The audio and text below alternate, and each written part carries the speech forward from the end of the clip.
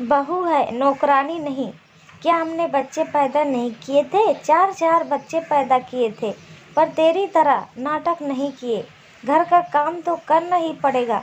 अब पेट से है तो क्या हुआ? तू ही दुनिया में पहली औरत है क्या?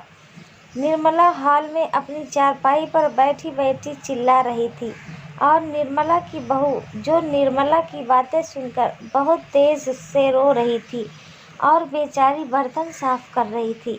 अगर एक बर्तन की गिरने की भी आवाज़ आ जाती निर्मला को, तो तभी निर्मला चिल्लाने लगी कि किस बात का गुस्सा उतार रही है। इन बर्तनों को मेरे सर पर मार दे, इतना ही गुस्सा आ रहा है तो।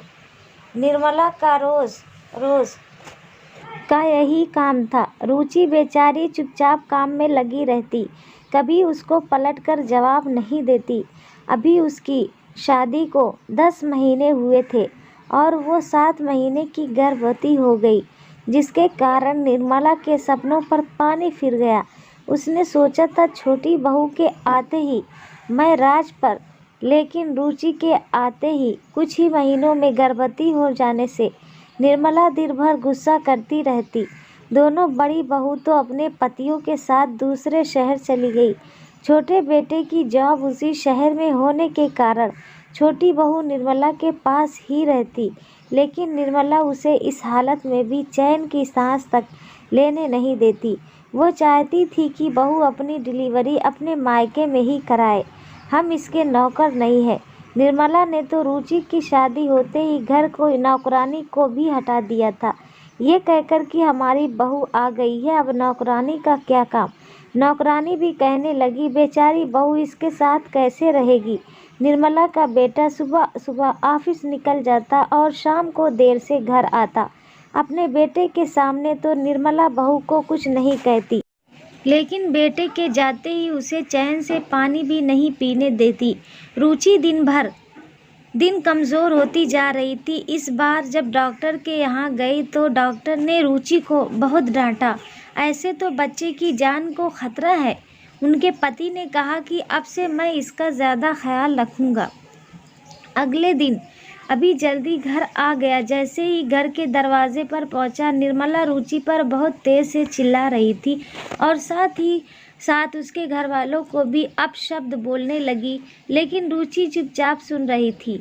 निर्मला के बेटा अभी तो गुस्से से लाल पीला हो गया। उसने अपनी माँ को कहा, तुझे नहीं दिखता कि इसकी तबीयत इतनी ख़राब रहती है? मुझे क्या पता था कि तू मेरे पीछे इससे इतना झगड़ा करती है। पर निर्मला कहाँ चुप होने वाली थी, वो तो अपने बेटे पर ही चिल्लाने लगी।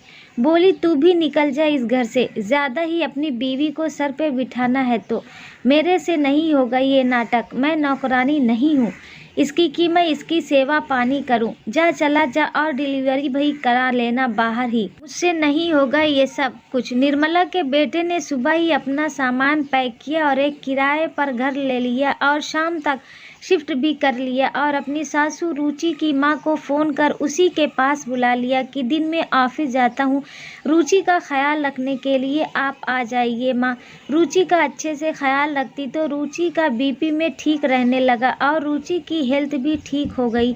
डॉक्टर ने कहा अब सब ठीक है। जल्दी रुचि की डिलीवरी का टाइम आ गया और उसने एक स्वस्थ बेटे को जन्म दिया। जब इस बात का निर्मला को पता चला कि मेरा पोता हुआ है, उसे बेटे की याद आई और उससे रहा नहीं गया।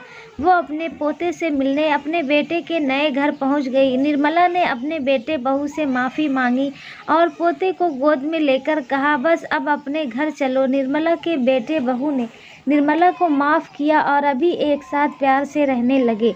निर्मला के स्वभाव में बहुत बदलाव आ गया था। अब निर्मला अपना सारा दिन अपने पोते के साथ और पूजा पाठ में व्यतीत करती और अभी रुचि से झगड़ा भी नहीं करती।